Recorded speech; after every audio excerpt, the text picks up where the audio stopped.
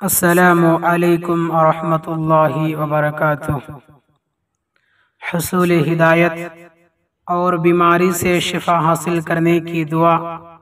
بسم اللہ الرحمن الرحیم۔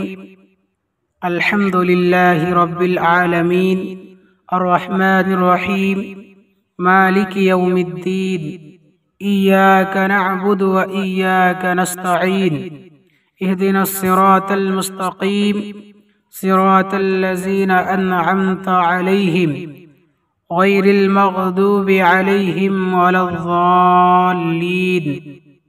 ترجمہ: ہر طرح کی تعریف اللہ رب العالمین کے لیے ہے جو رحمان اور رحیم ہے، روز جزا کا مالک ہے۔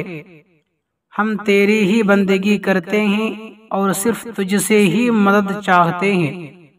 ہمیں سیدھے راستے پر چلا، ان لوگوں کا سیدھا راستہ جن پر تو نے انعام کیا، نہ ان لوگوں کا راستہ جن پر تیرا غضب ہوا، اور نہ ان کا جو گمراہ ہوئے۔ یہ ہے سورۃ الفاتحہ۔